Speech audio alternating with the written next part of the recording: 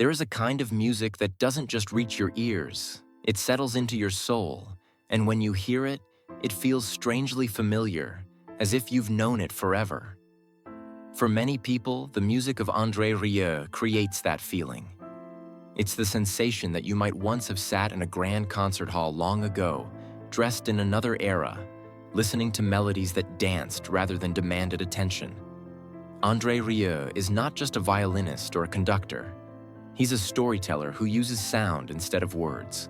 With his warm smile, flowing melodies, and unmistakable charm, he has introduced classical music to millions who never thought it was meant for them. His concerts feel less like formal performances and more like shared celebrations, where strangers become connected through joy. That is why people travel across continents just to see him live. When he steps onto the stage with the Johann Strauss Orchestra, it doesn't feel like a concert begins. It feels like a dream gently unfolding. Yet in recent times, fans have noticed moments of quiet between tours and performances, leading to questions and concern. The truth, however, is not one of mystery or tragedy, but of a long life filled with music, challenges, resilience, and an unwavering belief in joy. A childhood shaped by music and discipline.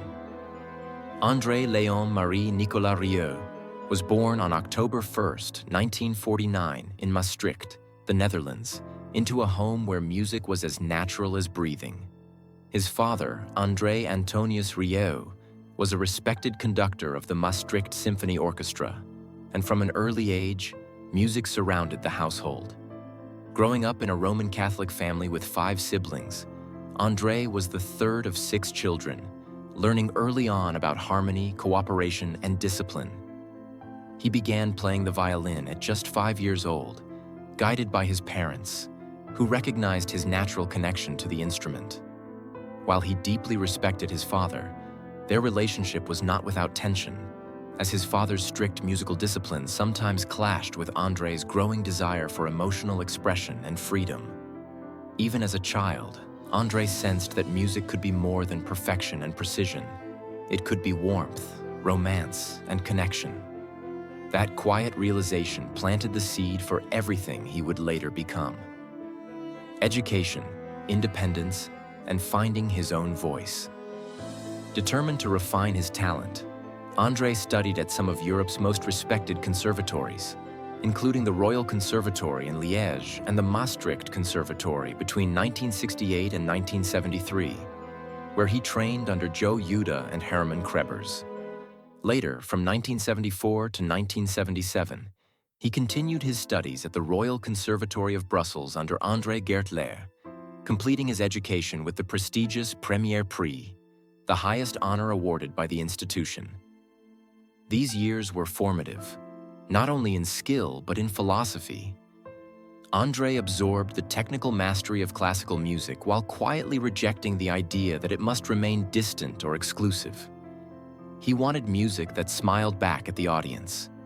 During this period, he also built a personal life grounded in stability, marrying Marjorie Kochman in 1975.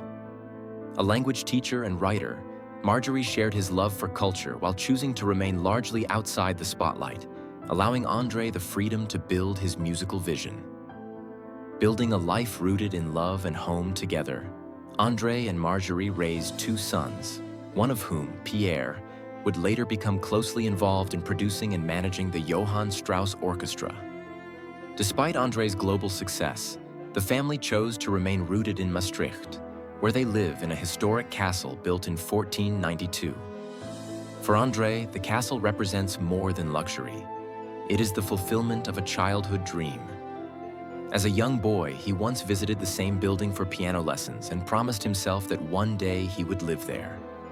Today, it serves as both a home and a symbol of how imagination, when paired with dedication, can become reality.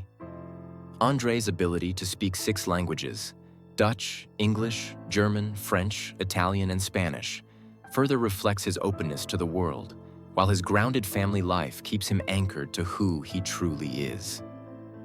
The birth of the Johann Strauss Orchestra.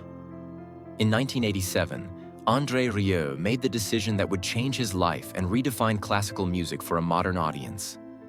Dissatisfied with the emotional distance he felt in traditional orchestras, he founded the Johann Strauss Orchestra with just 12 musicians. Their first concert took place on January 1st, 1988, marking the beginning of something entirely new. André envisioned an orchestra that didn't merely perform music, but lived it, smiling, moving, and communicating directly with the audience. Over time, the orchestra grew to include between 80 and 150 musicians, depending on the venue, becoming a true family of performers united by joy rather than routine. André led them not from behind, but from within, violin in hand, engaging the audience with humor, warmth, and genuine enthusiasm, reviving the waltz and redefining classical music. At the heart of André Rieu's success lies his deep love for the waltz. As a child attending his father's concerts, he noticed something remarkable. While audiences sat quietly through complex symphonies, they came alive when waltzes were played as encores. People smiled, swayed, and hummed along. That transformation fascinated him. He realized that music had the power to unlock emotion, not through complexity, but through beauty and rhythm. Inspired by Johann Strauss II, André embraced the waltz as a bridge between classical tradition and human emotion. His performances sparked a renewed interest in waltz music across Europe and beyond, earning him the title of the modern waltz king. His philosophy was simple yet powerful. People are hungry for romance, and music should feed the heart. Spectacle, success, and taking bold risks. André's concerts soon evolved into grand productions that blended music, dance, storytelling, and visual splendor. One of his most ambitious projects came in 2008, when he toured with a full-scale replica of an imperial palace, complete with dancers and elaborate staging. While the production was breathtaking, it also nearly bankrupted him due to its enormous cost. André later described it as both his best and worst decision, acknowledging the financial risk while celebrating the creative freedom it represented. What mattered most to him was not profit, but the experience he created for his audience.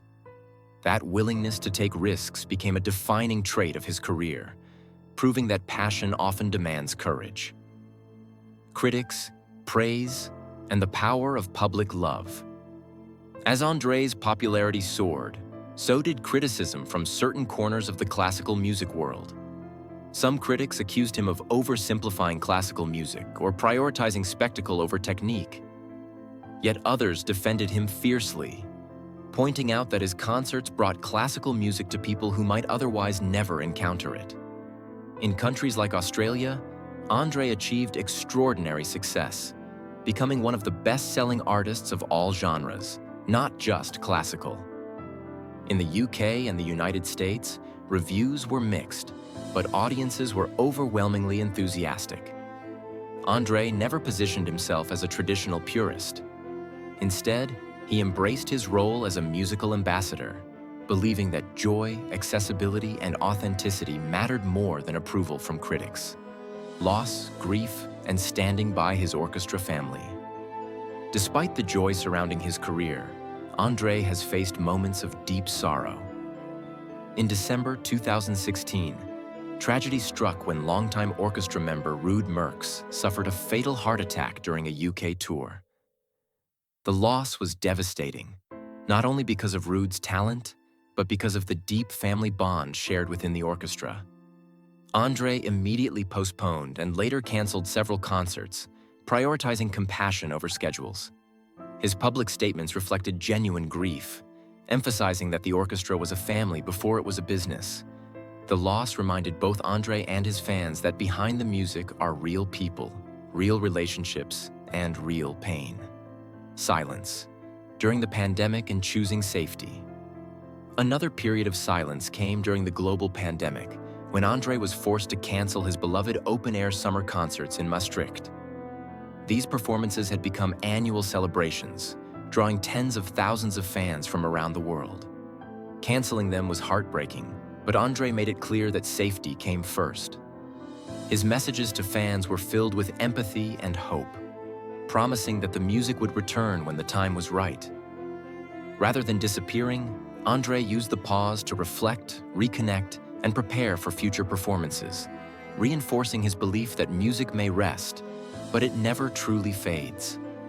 Giving back and using music for good beyond the stage, André Rieu has consistently used his success to give back.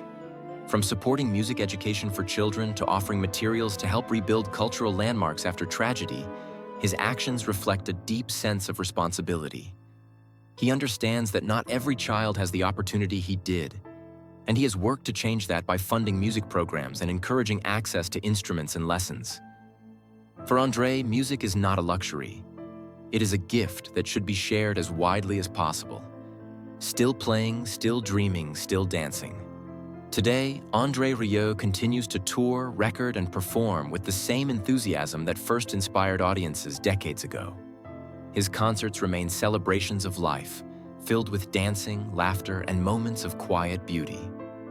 He remains grounded by his family, his home in Maastricht, and the belief that music's greatest purpose is to bring people together.